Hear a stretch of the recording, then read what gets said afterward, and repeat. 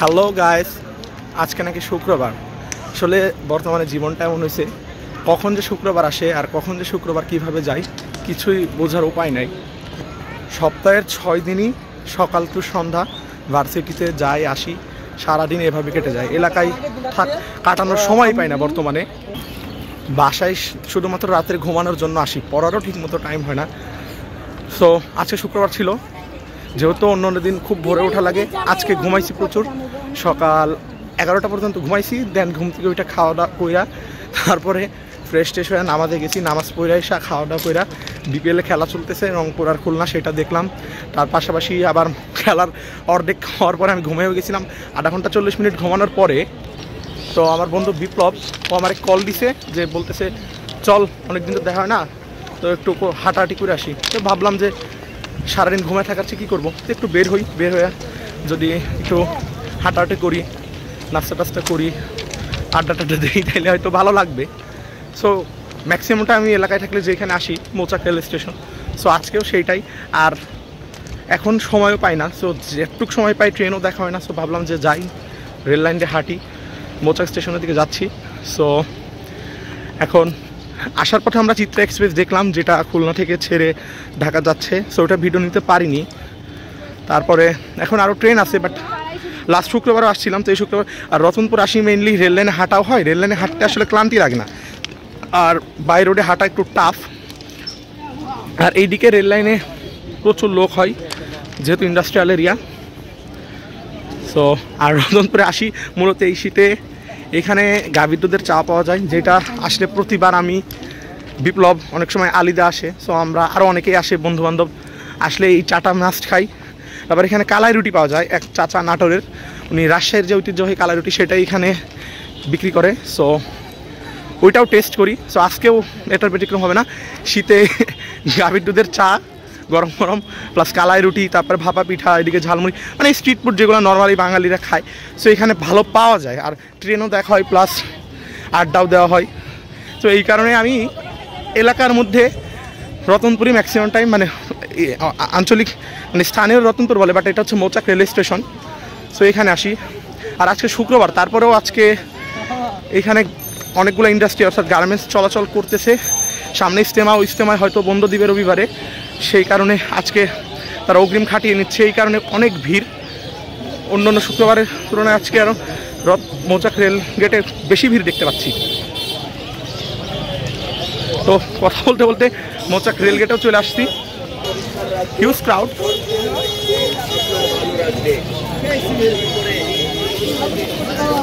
এটা হচ্ছে এই রেলগেট, যেটা মৌচাক রেল স্টেশনে প্রবেশের আগে।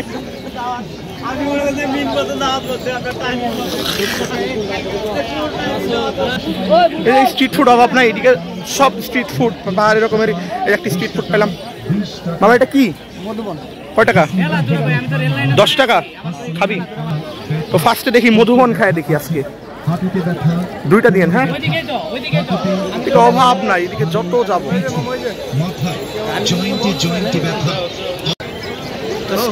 দেখেন কি পরিমাণ লোক।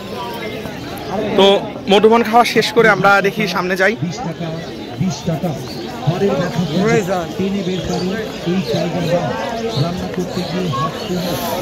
এদিকে কাঁচা বাজার বসছে বিভিন্ন রকমের। এদিকে গ্রাম আছে, যেহেতু আসলে আমরা যে দিকটায় থাকি এটা কাইন্ড অফ শহর গ্রাম মিক্স।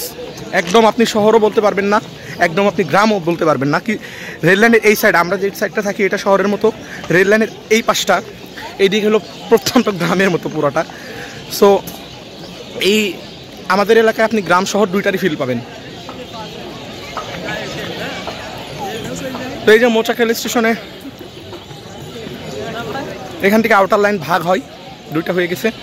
তো আমি কিছু স্ট্রিট ফুড দেখাই, কী কী এখানে পাওয়া যায় খাবারের। হালিমের দোকান, তারপরে পিঠা এখানে পাওয়া যায়। এটা হচ্ছে ঝালমুড়ি, এই চাচার ঝালমুড়ি এখানে ফেমাস, আমিও খাই। জিলাপি, পেঁয়াজ যদি মানে ঝালমুড়ি মাখায় বিক্রি করে সেই লাগে। ফুচকা স্টল, মানে এখানে kind of street food shop পাবেন। এই যে আরেকটা এরকম ঝালমুড়ির দোকান, এখানে বুন্দিয়াও আছে।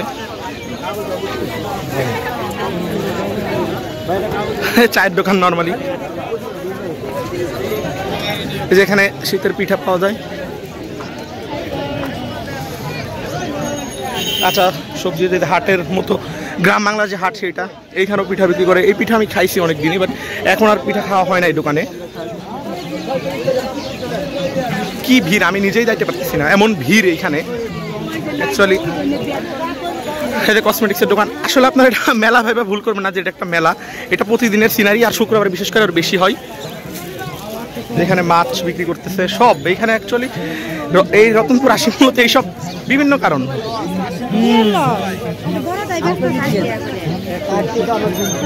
এই যে ফলের দোকান, ওই সাইডে মুদির দোকান আছে, তারপর চা খাই যেখানে ওইটা মুদির দোকান একটা। সো কাইন্ড অফ রতনপুরে আসি এই যে এই সব কারণেই, যে সব পাওয়া যায়। এখানে পেয়ে গেলাম মামা, এগুলো কি কয়? বাদামি টানা। এগুলো খাই প্রচুর, মাঝে মাঝে মরব্বা আছে ওইখানে। সব কিন্তু রেল লাইনের পাশে, ঠিক আছে? তো কই যাবো বলেন, এখানে আসলে খাওয়া হয়, ঘোরা হয়, ট্রেনও দেখা হয়। যেহেতু সিঙ্গেল মানুষ, আমাদের তাদের বেশি কিছু লাগে না নাকি বিপ্লব? আমরা তো সিঙ্গেল, সো আমাদের যেটাতে স্যাটিসফ্যাকশন সেটাই। আমরা হাঁটা হইতেছে, খাওয়া হইতেছে, ঘোরা হইতেছে, সো এর চেয়ে বেশি ডিমান্ডের জায়গা আমার দরকার হয় না। হ্যাঁ, শহর গ্রাম মিক্স কালচারে আছি, ভালো আছি আমি মনে করি। সো এখানে সব রকমের জিনিস পাওয়া যায়। এই যে আরেকটা পিঠার স্টল,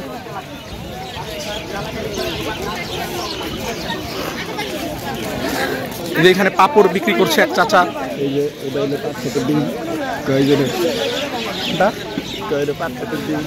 ফুচকা,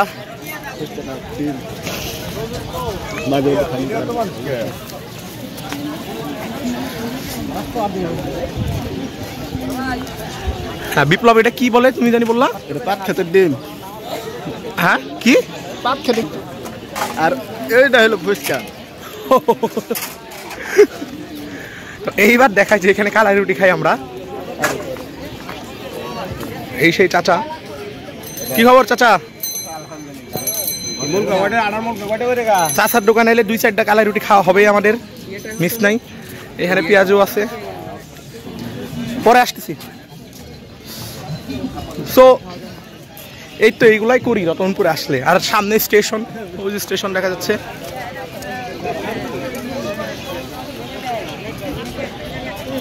এদিকে শীতের জামা কাপড় বিক্রি করছে সব, মানে all in one in all place. এইটা একটা সব পাবেন, এটা গ্রাম বাংলার যা মেলা টাইপের সবই আছে। আর এটা হচ্ছে মৌচাক রেল স্টেশন, যেটা বাংলাদেশের গাজীপুর জেলায় অবস্থিত। আপনারা যারা যারা রেল ভ্রমণ করেন বা ট্রেনে উঠছেন, কিংবা গাজীপুর ঢাকা এদিকে নর্থ বেঙ্গলের দিকে গেছেন, যমুনা সেতু অ্যাকচুয়ালি ট্রেনে গেছেন, তারা সকলে স্টেশন চেনার কথা। এটা জয়দেবপুর রেলওয়ে জংশন থেকে ছেড়ে যমুনা সেতু রুটের প্রথম স্টেশন, অর্থাৎ রেলওয়ে পশ্চিমাঞ্চলের প্রথম স্টেশন এটা। এই স্টেশন থেকেই রেলওয়ে পশ্চিমাঞ্চলের শুরু বা শেষ বলা যায়, কেননা জয়দেবপুর থেকে রেলওয়ে পূর্বাঞ্চল।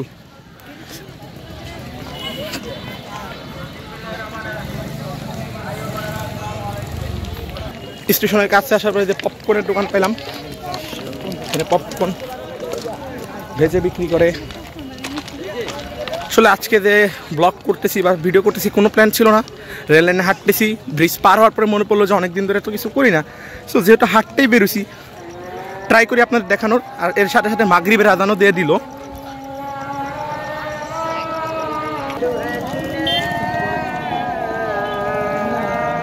হচ্ছে মৌচাক রেল স্টেশন। আমার বাম পাশে অর্থাৎ এর মাঝের এটা হচ্ছে মেন লাইন, সকল থ্রুপাস গাড়ি এই লাইনটা যাবে। স্টেশনের লুপ লাইন, গাড়ি ক্রসিং করানোর জন্য বা ইমার্জেন্সি কোনো কারণে স্টেশনে দাঁড়ানোর জন্য এই লাইনে প্রবেশ করবে। ওইটা হচ্ছে তৃতীয় লুপ লাইন, যেটা জরুরি কোনো মুহূর্তে কিংবা বিশেষ কারণে যখন ট্রেন দীর্ঘতর সময়ের জন্য রাখে তখন ওই লাইনটা ইউজ করা হয়। আর এদিকে গ্রিন লাইন সিগন্যাল হয়ে গেল, অর্থাৎ ঢাকা থেকে ছেড়ে আসা সিরাজগঞ্জ বাজার অভিমুখী সিরাজগঞ্জ এক্সপ্রেস মৌচাক থ্রু যাবে। একটু আগে চিত্রা গেছে, চিত্রা জয়দেবপুর পৌঁছানোর পরে সিরাজগঞ্জ ছেড়েছে, সো এখন সিরাজগঞ্জে আসতেছে। স্টেশনে প্রবেশের মুখে আরও একটা ঝালমুড়ির দোকান, পপকর্ন বানাচ্ছে সেই দোকান। সো এই যে মৌচাক, আজকে তাও তেমন একটা কুয়াশা নাই। ঢাকা থেকে ছেড়ে আসা বঙ্গবন্ধু সেতু হয়ে সিরাজগঞ্জ বাজার অভিমুখী সিরাজগঞ্জ এক্সপ্রেস মৌচাক থ্রু যাবে, একমাত্র ঢাকা বিভাগের অবহেলিত ট্রেন।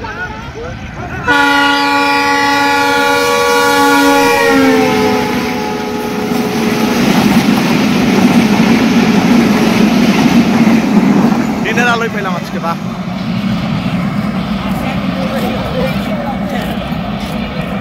স্টেশন প্ল্যাটফর্মে কিছু দোকান দেখায়, এখানে ফুচকা, ভেলপুরি, এই জায়গা বাদাম, ছোলা, বুট এগুলো পাওয়া যায়। এগুলো প্ল্যাটফর্মের ভিতরে, মানে মেইন স্টেশনে ট্রেন দাঁড়ালে যা হবে যা পাবেন। এখানে বাদাম, সিগারেট, পানি। এখানে মামাই যে বিভিন্ন মাখা বিক্রি করতেছে। এটা ঝালমুড়ির দোকান। এখানে যাবতীয় যা চিপস, কেক, বিস্কিট, পানি আছে। এটা পেয়ারা মাখা। এছে স্টেশনের মেন, যেটা স্টেশন মাস্টারের এরিয়া।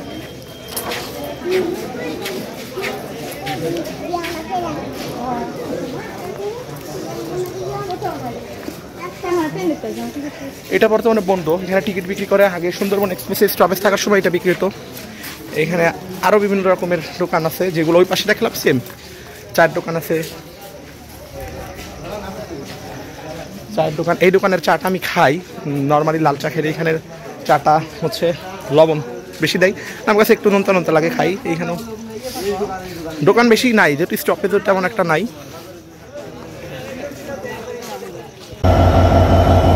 মৌচাকে আসার পরে কপাল ভালো, একটা ট্রেন লুপে বসছে, চিলাহাটি এক্সপ্রেস। দ্রুতদানের সাথে ক্রসিং করার জন্য মৌচাক লুপে বসলো। এখানে সচরাচর ক্রসিং ছাড়া ট্রেন দাঁড়ায়ও না, সো লাক। আর আমি জানতাম যে একটা না একটা দাঁড়াবে, দ্রুতদান হোক বা চিলাহাটি, তো দাঁড়াইছেও। রেল ফ্যানিং করা ট্রেন দেখা শেষ, এখন চলে আসলাম খাইতে কাকার দোকানের পিঠা। তো মিনিট 10 বসে থাকার পরে এই যে হাতে পেয়ে গেলাম কালাই রুটি, বিভিন্ন রকমের ভর্তা দিয়ে, উপরে লবণ দিছে ছড়ায়। এইটা আমার সাথে লাদেন, আমারটা তৈরি হয়েছে, লাদেনের এখনো হয় নাই। লাদেনের সামনে ফাঁকা। লাদেন মুখ লুকাচ্ছে কেন? লাদেন যে মুখ লুকাইছে।